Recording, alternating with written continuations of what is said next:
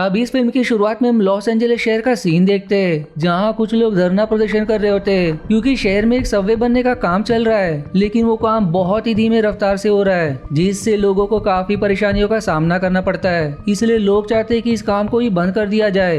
दूसरी तरफ हम हॉस्पिटल का सीन देखते हैं, जहाँ एक मरीज को लाया जाता है जिसे गोली लगी थी। इसलिए डॉक्टर जे बाकी डॉक्टर्स के साथ उसका इलाज करने की कोशिश करती है, लेकिन तब भी वहाँ भूकंप आने लगते हैं। पर कुछ समय बाद ही भूकंप शांत हो जाता है। वहीं डिपार्टमेंट ऑफ इमरजेंसी मैनेजमेंट के लोगों को पता चलता है कि इस भूकंप से ज्यादा नुकसान नहीं हुआ है, इसलिए वो इस पर ध्यान नहीं देते।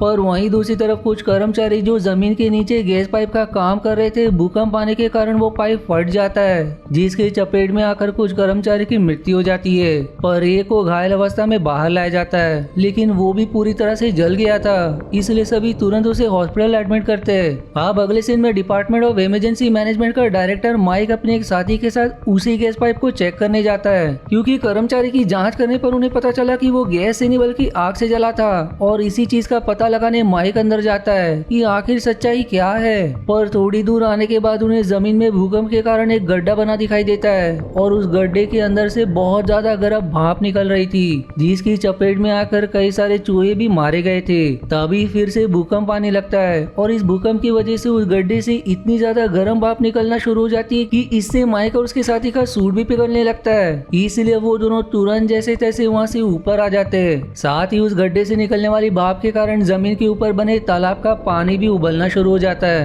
अब माइक उस गड्ढे की जांच करने एमी नाम की जियोलॉजिस्ट को बुलाता है, जो उसे बताती है कि भूकंप आने का कारण टेक्टोनिक प्लेट्स के घूमने में रुकावट का आना है, और अगर ये प्लेट्स ठीक तरह से नहीं घूमेंगी तो हो सकता है कि उससे लावा ऊपर आ जाए। शायद यही वजह कि उस गड्ढे में इतनी ज्यादा गर्मी है, इसलिए मैं वहाँ जाकर जांच करना चाहती हूँ। जिस पर माइक कहता है कि ऐसा बिल्कुल नहीं हो सकता, लॉस एंजलिस में लावा कहाँ से आएगा।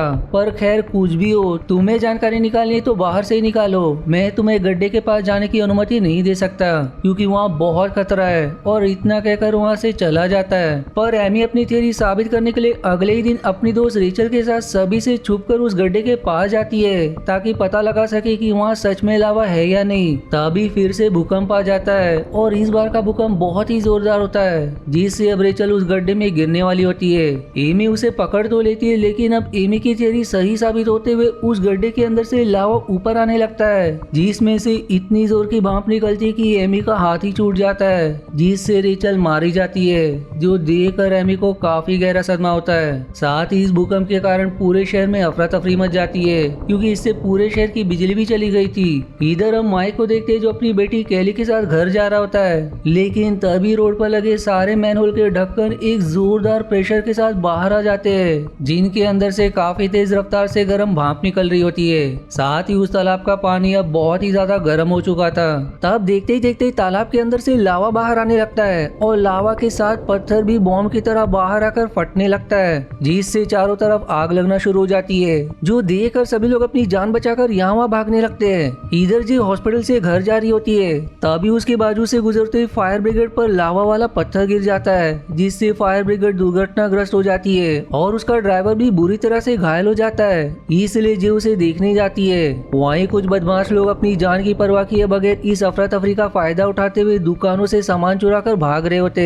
दूसरी तरफ माइक भी कैली के साथ उसी जगह पर फंसा होता है, जहाँ जे उस घायल ड्राइवर को हॉस्पिटल ले जाने की कोशिश कर रही थी। इसलिए माइक कैली को गाड़ी में बैठने का कहकर जे के पास जाता है, लेकिन तभी उस तालाब से इतनी ज्यादा लावा बाहर आना शुरू हो जाती है कि वो तालाब से होते हुए सड़क पर आने लगता है। वहीं कैली गाड़ी में बैठी होती है, जहाँ वो लावा उसकी गाड़ी की तरफ बढ़ने लगता है, जो देखकर वो तुरंत गाड़ी से बाहर आ जाती है। पर लावा चारों तरफ होने की वजह से वो वहीं फंस जाती है, जिससे फिर लावे की चींटे उसके पैर पर पड़ जाते हैं। लेकिन सही समय पर वहाँ पर माइक आ जाता है, जो कैली को बचाते हुए वहाँ से दूर ले आता है, जिसके बाद वो उसे लेकर जे के पास आता है और कहता है कि कैली को तुरंत हॉस्पिटल ले जाओ, इसे इलाज की सख्त जरूरत है। इसलिए वो कैली को अपनी गाड़ी में बिठाकर हॉस्पिटल के लिए निकल जाती है।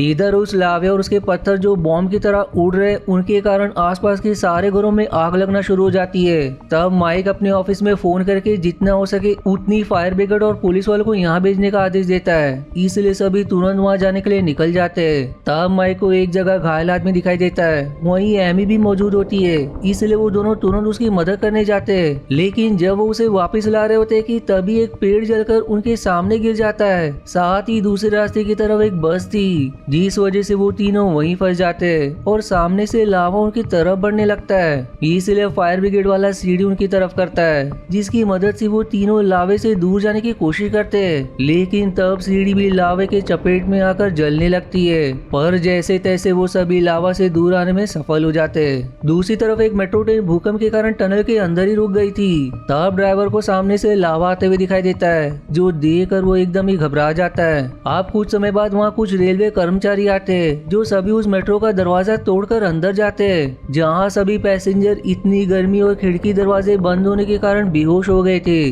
तभी उन कर्मचारी की नजर सामने से आते हुए लावा पर पड़ती है, जो मेट्रो के काफी करीब आ गया था। इसलिए सभी जल्द से जल्द सारे लोगों को निकालने के काम पर लग जाते हैं, लेकिन उन कर्मचारियों में से एक ड्राइवर को ढूंढ रहा होता है, क्योंकि वो उसका दोस्त है, और भाग्य से उसे ड्राइवर मिल भी जाता है, जो घायल होने के कारण बेहोश हो गया था। इसलिए उसे कंधे पर उठाकर मेट्रो से बाहर लाने की कोशिश करता है, लेकिन अब लावा मेट्रो के नीचे से होते हुए आगे आ जाता है, जिससे उस कर्मचारी के जूते तक पिघलने लगते हैं। बाकी कर्मचारी अब ड्राइवर को छोड़कर उसे कूद जाने को कहते हैं ताकि वो बच जाए, लेकिन वो अपने दोस्त को मरता हुआ नहीं छोड़ सकता था। इसलिए वो उसके साथ ही मेट्रो के बाहर लावा में कूद जाता है और अपना बलिदान देते हुए अपने दोस्त को बाकियों के पास फेंक देता है, जिससे उसका दोस्त बच जाता है, जो देखकर सभी दुखी हो जाते हैं। दूसरी तरफ लावा तेजी से उसी तरफ बढ़ रहा था जहां लोगों की काफी ज्यादा आबादी है, और अगर ऐसा हुआ तो इस लावे के चपेट में आकर लाखों लोग मारे जाएंगे। इसलिए माइक अब एक प्लान बनाता है और फिर सारे लोगों को अपना प्लान समझाते हुए कहता है कि हमें एक बैरिकेड्स बनाकर लावे को रोकना होगा, और फिर जैसे ही वो रुकेगा हम पूरे शहर की फायर ब्रिगेड और हेलीकॉप्टर की मदद से उस पर पानी की बौछार कर देंगे, जिससे लावा बुझ जाएगा। जो प्लान सभी को अच्छा लगता है। इसलिए अब सारे लोग सीमेंट के बने बैरिकेड्स लावा के रास्ते में बिछाना शुरू कर देते। साथ ही वहाँ पूरे शहर की फायर ब्रिगेड भी आ चुकी थी, और अब जैसे ही लावा उन ब्रिगेड के पास आता है वो कुछ समय के लिए लावा को रोक लेती है, और तब सारे फायर ब्रिगेड और हेलीकॉप्टर लावे पर पानी बरसाना शुरू कर देते, जिसकी मदद से लावा बुझना शुरू हो जाता है, जो देखकर शहर में एक खुशी की लहर दौड़ जाती है कि अब लावा शांत हो गया। इधर एमी उस टनल के पास चेक करने आती है जहाँ से लावा आ रहा था, पर कर्मचारियों ने टनल को तोड़कर लावा को बंद कर दिया था। लेकिन एमी के चेक करने पर उसे पता चलता है कि लावा अब भी इसके अंदर बहुत ज्यादा है, जो किसी भी समय बाहर आ सकता है, और तब इसे पूरे शहर का पानी भी रोक नहीं पाएगा। इसलिए वो तुरंत माइक को फोन करके ये खबर करती है, जिसके बाद दोनों उस टनल के अंदर कैमरा डालकर लावा की रफ्तार चेक करते हैं, क्योंकि अब वो टनल इतनी गर्म हो चुकी थी कि उसके अंदर जाना असंभव है। तभी कैमरे के सामने लावा का समुद्र आकर उसे अपनी चपेट में ले लेता है, और फिर एक जोरदार धमाका उस गड्ढे के ऊपर आता है जहाँ से माइक और एमी ने कैमरा डाला था, लेकिन भाग्य से वो दोनों उससे बच जाते।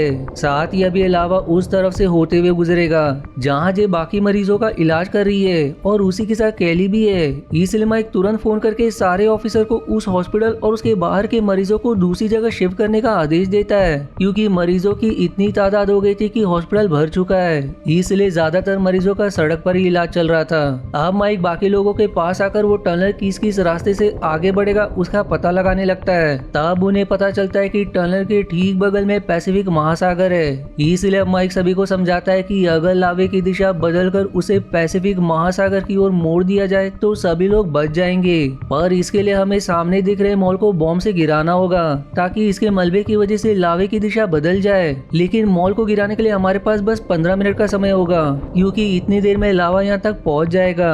इसलिए अब सारे लोग तुरंत मॉल के हर तरफ बॉम्ब फिट करने लगते हैं, जिस मॉल की अभी तक ओपनिंग भी नहीं हुई थी। वहीं सारे घायल मरीजों को सड़क से दूर किया जा रहा था, जिस हड़कंप में मरीज और ज्यादा घायल हो जाते, लेकिन ये करना भी जरूरी था, क्योंकि तभी वहाँ की जमीन के नीचे से लावा गुजरने लगता है, और उसकी भाप इतनी तेज होती है कि वो सारे मैनहोल को उड़ाते हुए उसके गड्ढे से लावा बाहर फेंकने लगती है।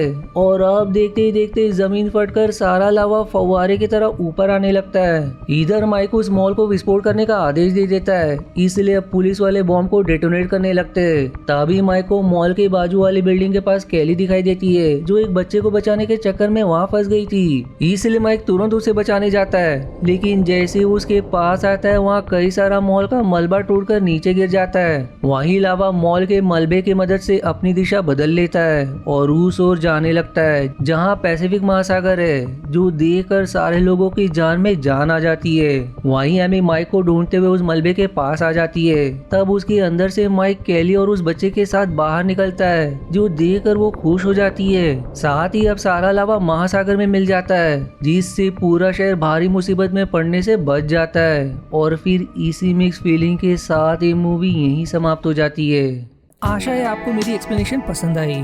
यदि हाँ तो प्लीज वीडियो को लाइक करना और चैनल को सब्सक्राइब करके सपोर्ट करना ना भूलें। मिलते हैं अगले एक्सप्लेनेशन वीडियो में, तब तक के लिए धन्यवाद दोस्तों।